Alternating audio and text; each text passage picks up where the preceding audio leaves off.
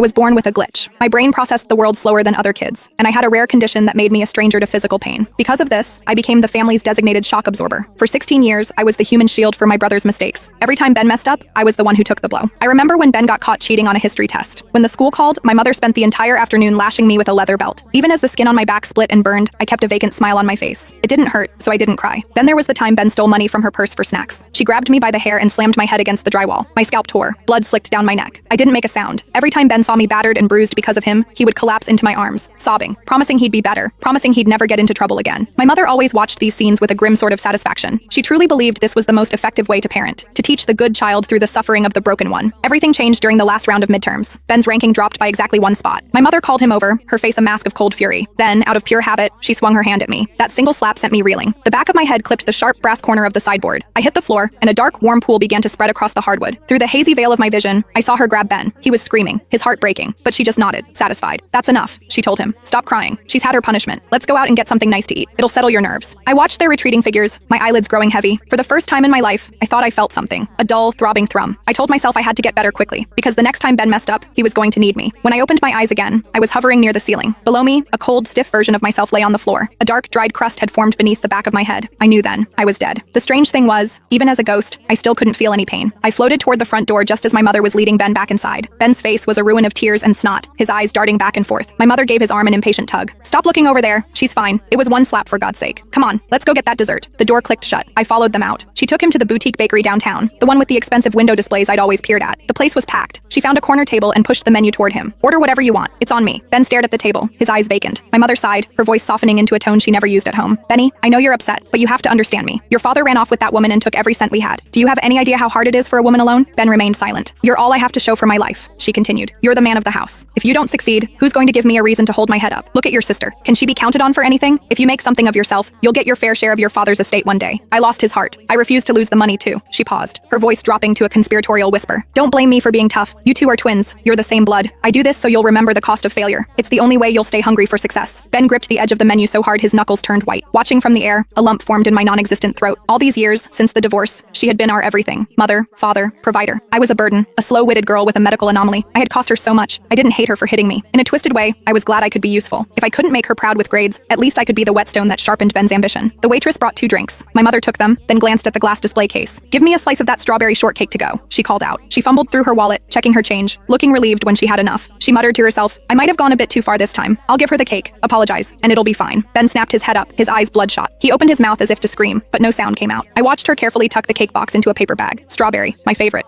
A pang of longing hit me.